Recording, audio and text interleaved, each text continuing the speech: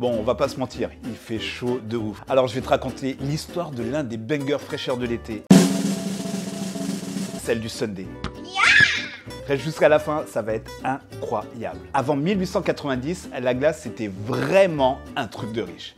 Ça coûtait un bras parce que c'était long et compliqué à faire, laisse tomber. Imagine juste qu'à l'époque, si tu voulais un glaçon dans ton verre, en terrasse à Paris, il fallait faire péter à la dynamite un bloc de glace en Norvège, le transporter jusqu'à chez toi, le découper et plouf dans ton verre. Et tout ça sans que ça fonde. Énorme flemme.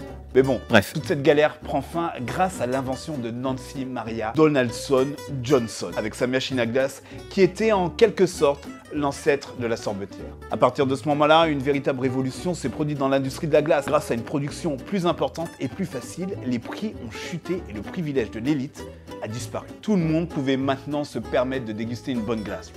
Énorme plaisir. En 1870, pour les jeunes de l'époque, il y avait les bars à soda. Tu vois le délire? Ouais, on est aux États-Unis, on est en Amérique. Et les bars à soda, c'était le feu. Genre the place to be. Et à ce moment-là, dans le business, il y a un mec qu'on appelle Robert Greene, qui était totalement déter à faire la diff. Il voulait être mieux que les autres, du genre je vais inventer une dinguerie. Et bim, il inventa le flotteur. C'est pas ce que c'est un soda avec une boule de glace qui flotte et du caramel. Et là, laisse tomber, ça devient le truc du moment. Tout le monde en veut. Un raz-de-marée. Mais il y a un problème, c'est les Blue Laws. Bouge pas, je t'explique.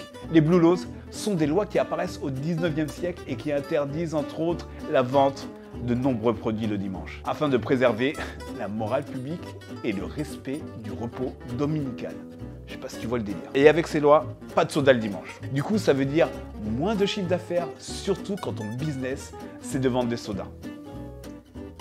Et la solution est hyper simple, c'est vendre du soda à la glace, sans soda. Je sais pas si tu captes. Et pour rappeler l'esthétique du cola, on remplace ça par de la sauce chocolat. Et le tour est joué. Tadam! Tada! Voilà la naissance du Sundae. Dimanche, Sundae, t'as capté. Mais oui, c'est clair. Bon, une dernière anecdote.